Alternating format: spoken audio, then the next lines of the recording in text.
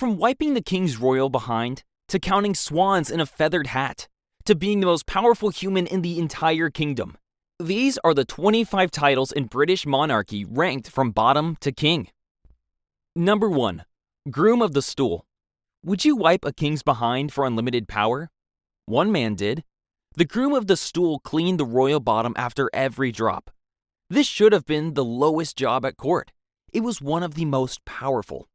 Why? Time alone with the king. While nobles fought for 5-minute meetings, the groom spent hours in the king's private chamber. He controlled who saw the king. In England, that meant everything. Dukes wanted this job. Jarls wanted this job. One future prime minister held this job. Edward VII ended it in 1901. 400 years of power through cleaning stool. Number 2. Royal Shoebreaker. The queen had someone whose only job was wearing her shoes. New shoes hurt, so someone else wore them first. Angela Kelly did this for Elizabeth II. She was the queen's dresser. Every morning, Kelly put on brand new royal shoes and walked around the palace hallways for hours. Same shoe size. She got the pain, so the queen didn't. This job still exists today. Informal, but real. Even kings and queens get blisters. Someone else just gets them first. Number 3. Herb Strewer. This woman's job? Throw flowers on the floor to hide the stench. Palaces stank. Nobles didn't bathe. Toilets were holes in floors. Everything smelled like piss and shit. The herb strewer scattered lavender across palace floors before ceremonies. She wore a special dress and walked ahead of the king strewing petals. It looked elegant. It was covering sewage. The last herb strewer worked at George IV's coronation in 1821. Plumbing replaced her. Royal glamour smelled like feces. Someone just threw flowers over it. Number 4. Master of the king's bears and apes. The king kept a zoo at the Tower of London. Lions, leopards, bears, a polar bear. One man fed them all. The master of the king's bears and apes managed the royal menagerie. Kings collected exotic animals as power symbols. The rarer the beast, the stronger you looked. Here's the insane part. The polar bear fished in the Thames, on a leash. They walked it through London to catch salmon in the river. The animals moved to London Zoo in 1835. Number 5. Warden and Marker of the Swans. The Crown owns all the swans in England. Every single one. 2 officials count them every year to prove it. The Warden and the Marker of the Swans run the annual swan-upping ceremony on the River Thames. They row boats, catch swans, check them, and count them. The marker wears a scarlet coat with a swan feathered cap. This has happened since the 12th century. It still happens today. The jobs are unpaid. Why? Because in medieval England, swans were valuable food. The king owed them all. Now it's just tradition. Number 6. Chief Mouser to the Cabinet Office. The British government has an official cat. Larry the cat catches mice at 10 Downing Street.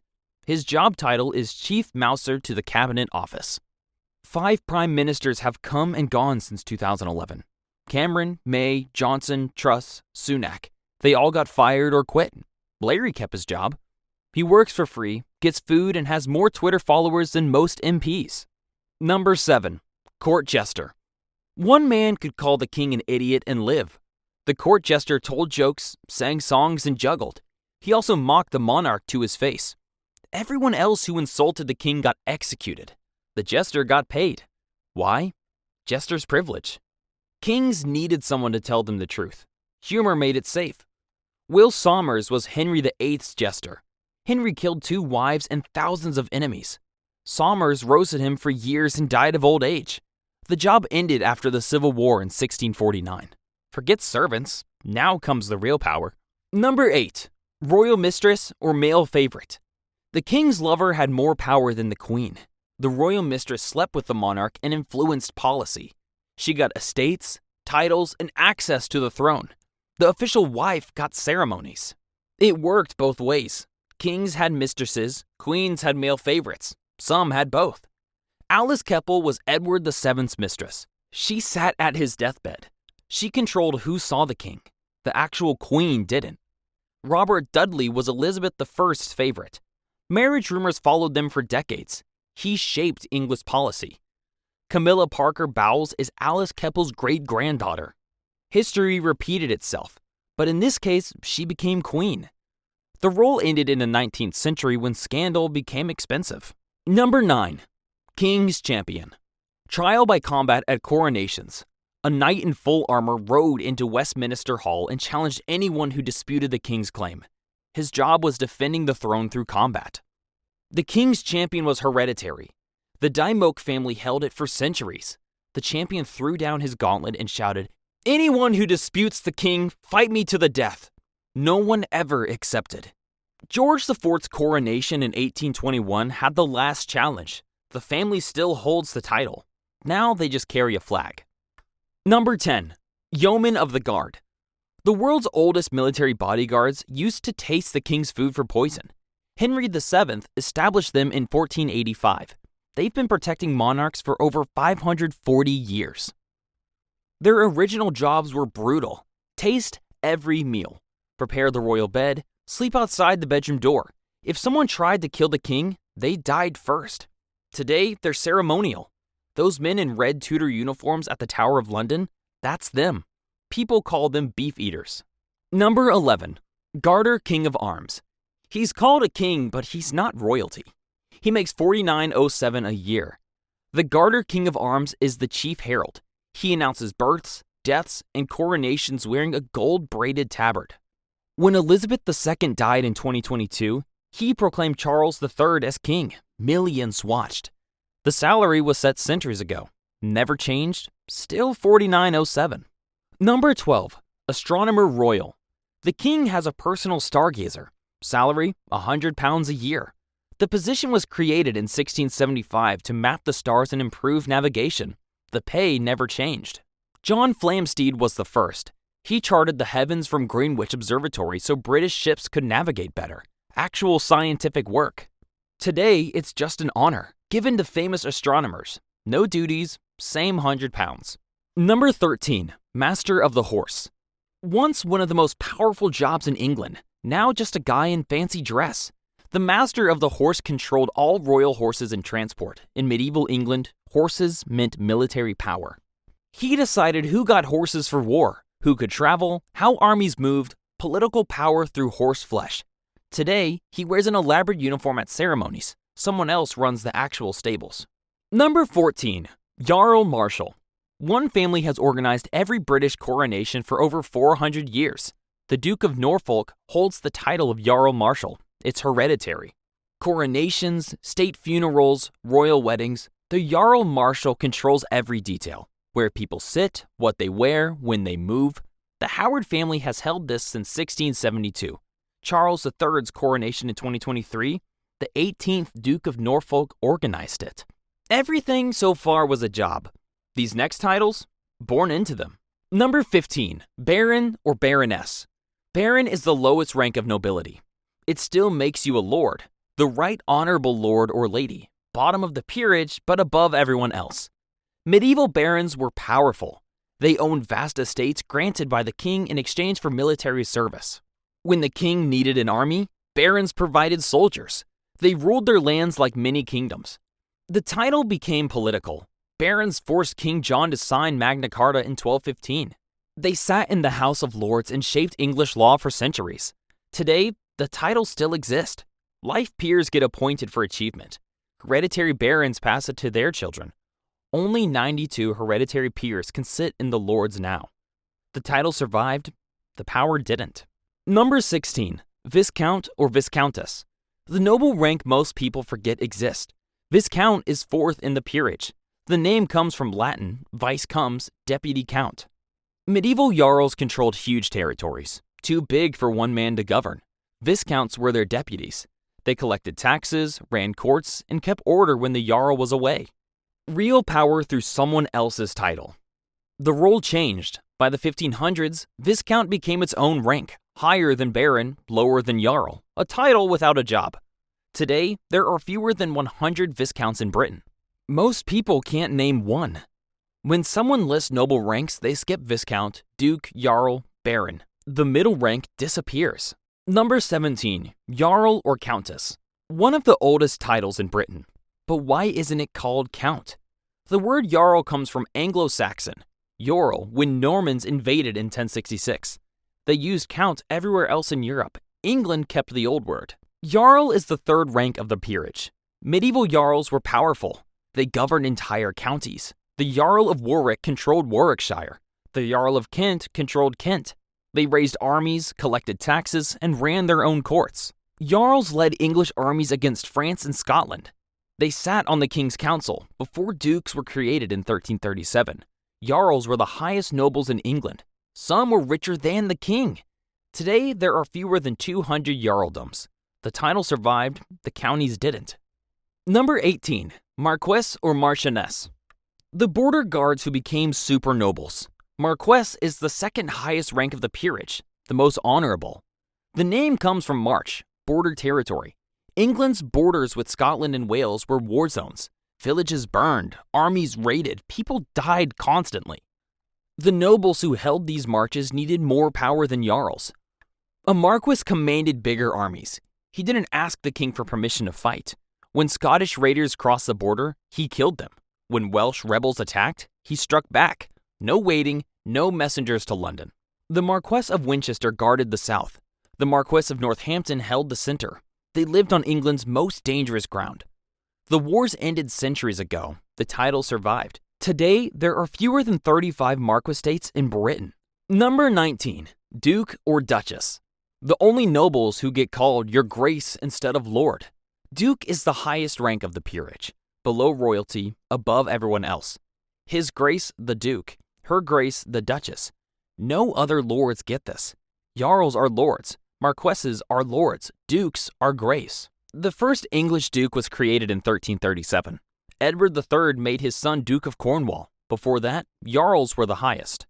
Dukes were reserved for royalty. Medieval dukes governed massive territories and commanded armies. They were so powerful, some challenged kings for the throne. The Duke of Lancaster, the Duke of Norfolk, these men ruled regions. Royal princes still received dukedoms. Prince William became Duke of Cambridge. Prince Harry became Duke of Sussex. Today, there are fewer than 30 non-royal dukes in Britain. Peak aristocracy. Everything so far was aristocracy. Now comes royalty. Number 20. Prince and Princess. Born into royalty but might never rule. Prince and Princess are titles for the monarch's children and grandchildren, his or her royal highness. This isn't nobility. Princes rank above all dukes. They're born into it. Many princes hold dual titles. Prince William is also Duke of Cambridge. Prince Harry is Duke of Sussex. The prince title comes from blood. The duke title comes from the king. But being a prince doesn't mean becoming king. Prince Andrew is 9th in line. Princess Anne is 17th. They'll never wear the crown. George V limited who could be prince in 1917. Too many royals weakened the title. Elizabeth II expanded it again before she died. Number 21. Prince and Princess of Wales. The title England stole from Wales and gives to the heir. Prince William holds it now. The last native Prince of Wales was Llewellyn ap Gruffudd. Edward I killed him in 1282. Edward conquered Wales the next year. In 1301, he gave his dead enemy's title to his own son. Wales never got it back. The tradition stuck for 700 years. Every English heir since has been Prince of Wales, but the monarch has to grant it. Charles waited 64 years. William received it in 2022. The wife becomes Princess of Wales. Princess Catherine holds it now. The most famous was Princess Diana. When Charles married Camilla, she refused it out of respect for Diana. She used the Duchess of Cornwall instead, a stolen title worn by future kings. Number 22. Princess Royal. The title for the eldest daughter, currently held by a 73-year-old badass Princess Anne. The title isn't automatic, only granted if no one else holds it. When Anne received it in 1987, the previous Princess Royal had been dead for 22 years. Anne is the hardest working royal. She does more official engagements than anyone except Charles. No fuss, no drama, no scandals. She competed in the Olympics as an equestrian in 1976. Her daughter Zara won silver in 2012. Anne refused royal titles for her children. They grew up as commoners, normal lives instead of royal duties. Only 7 women have held the title since 1642. Anne earned it. Number 23. Queen consort or prince consort. Called queen or prince, but they don't rule. The spouse of the reigning monarch, title without power. Gender makes the difference. The wife of a king becomes queen consort, often just called queen. The husband of a queen doesn't become king, he stays prince consort. Why? King outranks queen.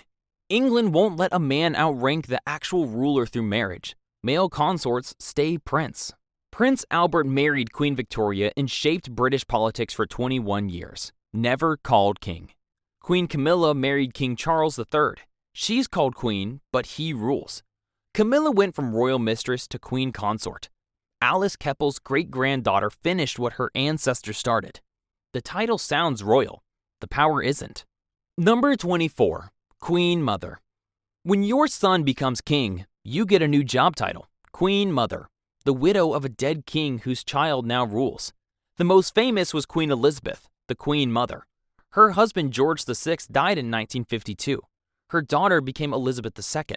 She kept the title Queen Mother for 50 years until she died in 2002 at age 101. She did royal duties until the end, waved from balconies, attended ceremonies, still called queen, just not the queen. The title is currently vacant. Charles III's mother is dead. When William becomes king, will Camilla become Queen Mother? She's his stepmother, not his mother. The rules never covered this. From a man who's cleaned the king's ass to the king himself, the final title. Number 25. King or Queen Regent. At the top of everything, the sovereign. His or her majesty, the king. Charles III is head of state, supreme governor of the Church of England, head of the Commonwealth, commander-in-chief of the armed forces. Every title in this ranking flows from the crown. But the reality is king doesn't rule, Parliament does. The Bill of Rights in 1689 ended absolute monarchy.